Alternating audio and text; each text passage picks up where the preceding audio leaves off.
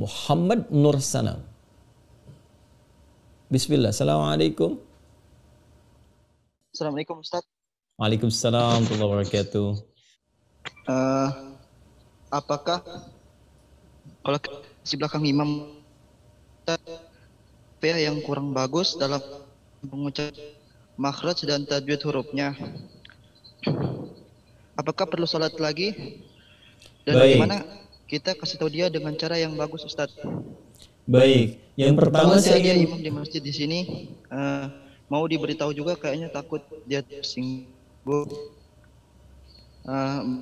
Bagaimana sholat sini juga tidak seperti, karena di sini juga dia seperti wariskan, dan di sini juga kurang Ustaz menyampaikan fikih imam gitu. Apakah sholat di belakang imam seperti itu tetap sah? Baik. Dan bagaimana cara menyampaikannya, Ustaz?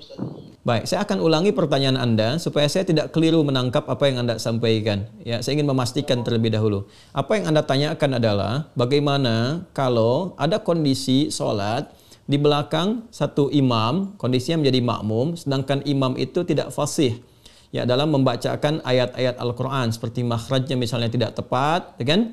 Dan kondisi-kondisi lain. Pertanyaan pertama Anda, apakah sah sholat yang ditunaikan atau ada kewajiban untuk mengulang? Itu satu. Yang kedua, kemudian bagaimana cara untuk memperbaiki kondisi itu? Apakah itu yang Anda tanyakan? Ya, Ustaz. Baik, saya akan batasi pada apa yang Anda utarakan. Ustaz, di sini juga. Baik. Yang pertama, jika kita mendapati kondisi demikian, maka idealnya begini. Saya ingin sampaikan kondisi ideal supaya memahami fikih imam terlebih dahulu. Seseorang ditetapkan atau diangkat atau dipersilahkan menjadi imam ketika diketahui ya dan dipastikan bahwa syarat-syarat menjadi imam itu terpenuhi. Apa di antara syarat-syaratnya? Pertama, memahami fikih salat. Ya, jelas karena imam itu pemimpin dari salat. Kalau nggak paham apa yang dikerjakan, bagaimana bisa memimpin? Ya kan? Itu memahami fikih salat. Yang kedua adalah bagus ya dalam bacaan-bacaan yang dia bacakan. Ya, karena nanti bacaan-bacaan imam itu termasuk yang mengcover bacaan makmum dan gerakan diikuti. Jadi paham tentang fikih salat, bagaimana mengerjakan dari awal sampai akhir karena diikuti imam itu. Yang kedua, bacaannya bisa mewakili makmum. Itu yang tercover dalam hadis Nabi SAW, "Innama ju'ilal imamu liyutamma bih, fa qira'atul imami qira'atul ma'mum."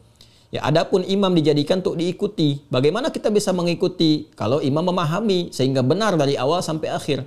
Ini juga filosofinya dalam kehidupan. Kalau kita ingin mengangkat imam dalam kehidupan kita misalnya, apapun itu. Ya, baik itu di keluarga dan sebagainya, harus paham dulu tentang kewajiban-kewajiban yang melekat kepada imam itu. Sehingga kita bisa mengikuti yang benar, pastikan yang benar. Anda profesinya guru misalnya, itu imam bagi murid-muridnya, wali bagi mereka. Maka jangan memberikan contoh yang tidak baik. Pelajari bagaimana menjadi guru yang baik supaya murid-murid menjadi baik. Ya, suami imam bagi istri dan anak-anak di keluarga. Maka pelajari bagaimana fikih rumah tangga dengan benar sehingga nanti keluarga tidak mencontoh yang salah. Ya, ke atasnya lebih besar lagi. Nanti kata Nabi kalau salah memilih fantadhiris sa'ah. Ya, tunggu akan ada masa-masa sulit nantinya gitu ya, dan akan menghasilkan atau menghadirkan situasi yang tidak kondusif dalam berkehidupan. Maka ini digambarkan lewat latihan sholat. Sholat itu jadikan ketat.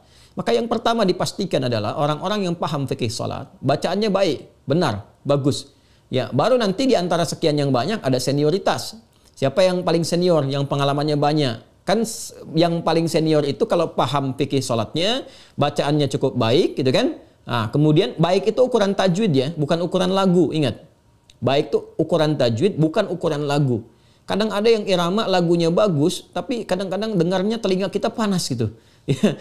Telinganya nggak enak dengar. Kenapa? Karena makhrajnya itu berantakan, sifatnya berantakan. Ini berpengaruh juga. Ya, jadi yang dimaksud ukuran tajwid. Kalau udah ada bagus misalnya dari ukuran fikih salatnya, kemudian bacaannya bagus, lihat dari faktor usia. Ya, usia ini sangat menentukan karena semakin dia senior, ya usianya semakin di atas kita, itu kan sudah makin lama sholat. Semakin banyak lama sholat, semakin jauh hubungannya dengan Allah terpatri. Ya, semakin kuat dia, semakin terhubung dengan Allah, semakin cepat doanya terkabul. Itu diantara makna-maknanya. Ya. Nah, kalau ada 3 kondisi ideal ini, selesai. Makanya sebelum menentukan imam itu, ya, maka harus dipahamkan dulu tentang fikih imam. Baik, kalau sekarang kita sudah masuk ke satu lingkungan, ternyata didapati kondisinya seperti itu, bagaimana? Ya, kalau kita merasakan parah ini sifatnya, maka di situ kita diperkenankan untuk mengulang. Bahkan nanti kalau mengetahui benar-benar ada yang keliru, salah makna dan sebagainya, ada kewajiban untuk mengulang. Ya, kondisi-kondisi demikian. Adapun bagi makmum yang tidak tahu, ya sudah berjalan seperti biasa, makmumnya nggak ngerti gitu. Yang tahunya pokoknya ini yang terbaik, ya. Maka mereka ma'dzur. Ya, ditoleransi itu karena ketidaktahuannya. Rufi al-qalam, ketidaktahuannya. Tapi bagi Anda yang tahu, setelah Anda mengulang salatnya, Anda punya kewajiban untuk memberitahu bagaimana caranya. Kembali ke Quran surah ke-16 ayat 125. Pelajari karakter orangnya. Ya, kadang-kadang kan ada orang yang sudah merasakan dia benar, sudah lama kan, sehingga kalau sesuatu yang sudah mengakar lama itu kadang tidak mudah untuk diluruskan. Maka caranya bagaimana? Ya, caranya Anda bisa mendatangkan orang lain yang lebih fasih, lebih baik dengan mengusulkan. Bukan mengusulkan untuk mengganti. Ya, mengusulkannya bagaimana? Misalnya tentang kita belajar. Ya, diusulkan oleh Anda bagaimana kalau kita belajar jangan hanya imamnya yang pandai bacaan, ya, dengan cara yang baik. Kami juga ingin pandai-pandai bacaan supaya bisa jadi imam di rumah dan sebagainya. Anda ngusulkan. Boleh nggak kalau kita ngaji dengan ustadz-ustadz kita mengundang untuk mengajari kami kalau imam tidak sempat punya waktu semuanya. Jadi imam juga merasa terangkat, terhormat, kita datangkan yang lain pada saat yang bersamaan ketika datang orang yang mengajar, imamnya ada atau diperkenankan kemudian membaca sholat, dia bisa mengerti, itulah memahamkan dengan hikmah. Ya, tidak, dan kita ingat ya, memberitahu orang yang belum tahu itu ya bukan dengan cara yang kontraproduktif. Ya, apa dengan misalnya menghukumi atau mencaci atau misalnya berprasangka negatif, itu jauhi semua itu. Ya, orang belum tahu itu diberitahu, dan cara memberitahu itu ada sendinya, ada jalannya juga. Saya ingin ambil contoh begini, kasusnya agak mirip-mirip dengan apa yang Anda alami. Ini saya alami sendiri, karena itu saya berbagi dengan Anda. Satu kali saat saya awal datang pertama ke Indonesia, ada satu tempat tuh yang saya bimbing. Itu tempat itu ada berkumpul pejabat-pejabat gitu, yang rata-rata juga sudah pensiun. Nah, kadang lupa jabatan dunia itu dikiranya itu juga sama dengan jabatan akhirat. Jadi kalau di kantor jadi imam, di masjid harus jadi imam.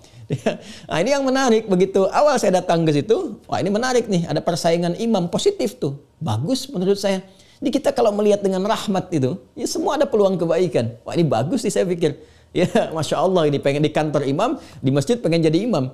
Hanya kadang-kadang gitu, telinga kadang panas kok dengarnya begini. Ada yang keliru, ada yang macam-macam. Lalu saya coba sampaikan, karena kita datang kan untuk mengajar. Ustadz gitu kan, sampai ke situ. Masya Allah Pak, saya bilang, Bapak luar biasa jadi imam. Ya itulah Ustadznya. Hanya begini saya sampaikan, Pak. Jadi imam itu kan ada kualifikasinya, ya, ada syarat-syaratnya. Bacaan-bacaan kita itu harus baik, harus memahami. Dan jawabannya juga bagus. Justru Ustadz, saya ini jadi imam supaya tahu kalau saya salah bisa dibenarkan makmum. Nah ini berarti masalahnya fikih. Ada keinginan jadi imam, cuman belum tahu jalan. Kita apresiasi itu. Saya bilang bagus Pak. Nah, supaya Bapak pilih yang mana? Banyak dibenarkan makmum atau Bapak nggak usah dibenarkan oleh makmum? Ya taunya harus bagus. Nah, saya berikan caranya Pak, tipsnya. Bapak jadi imam, ya, yang nggak akan dikoreksi oleh makmum. Ya, sambil menunggu itu kita mantapkan juga supaya bacaan Bapak lebih bagus. Mau tuh. Caranya bagaimana Ustadz? Hari ini saya akan tempatkan Bapak tetap dalam posisi imam karena saya diperkenankan untuk mengatur di masjid itu. Ya, saya bilang Pak, Bapak tetap jadi imam, nanti spesial, zuhur dan asar. Zuhur dan asar. Maghrib, isya, subuh, ya, itu nanti saya dan santri yang pimpin. Jadi Bapak nanti sambil Bapak ngimamin, saya berikan waktu spesial untuk tahsin. Ya, sama santri-santri ini, supaya disupport. Pokoknya Bapak senang baca apa, itu kemudian kita supportkan dulu. Ya, perbaikin, tapi tidak menurunkan statusnya sebagai imam. Tetap Bapak nanti imam, ya, di duhur dengan asar. Duhur asar kan bacaannya sir, bukan jahar. Siapa yang mau luruskan orang baca sir? Jadi, ya itu dia baca pokoknya duhur dengan asar jadi imam. Jadi kita nggak turunkan statusnya tetap sebagai imam, saat bersamaan tingkatkan kualitasnya.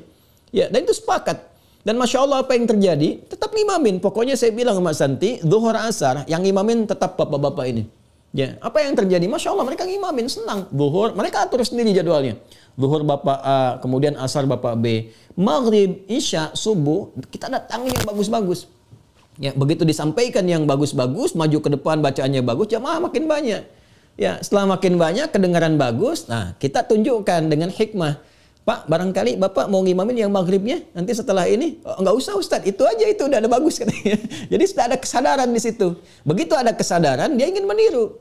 Karena itu kemudian dia belajar. Begitu belajar sudah bagus, kita naikkan. Ya, satu-satu. Pak, Bapak ngimamin ya besok maghrib. Ya, cuman kita nanti ngimamin tempat lain dulu. Tapi santri kita minta untuk pantau. Setelah terdengar, itu Masya Allah. Ya, mau tanya kembali. Ya, awalnya enggak Ustaz, enggak Bapak sudah bagus, naik dulu. Begitu sudah naik, sudah bagus, tanya ke santri bagaimana. Kita tanya bagaimana sini, bagus, baik. Kita supportkan dan Masya Allah sejak saya itu semakin semangat, bisa ngimamin di tempat lain. Itulah hikmah. Ya, jadi tidak harus kemudian kita langsung simpulkan, kita hukumi. Kita datang dengan hikmah, dengan ainur rahmah. Ya, maka datangkan dulu orang lain untuk mengajarkan baik-baik, kemudian di situ minta izin kepada imam tadi, ya apresiasi dulu, doakan, minta kepada Allah mudah-mudahan Bapak berkah, semoga disehatkan baik, saya juga ingin seperti Bapak, bisa meneruskan jadi imam dan sebagainya. Boleh enggak? Ya saya misalnya belajar di sini dengan jamaah, kalau Bapak enggak sempat ada ustadz-ustadz lain yang mungkin Bapak referensikan, ngajar dia. Nanti dari situ menyimak, diberi kesempatan untuk ngimamin, pelan-pelan, untuk melembutkan hatinya. Ya, di kesempatan demikian insya Allah Allah akan berikan jalan kebaikan-kebaikan. Wallahu taala alam bissawab.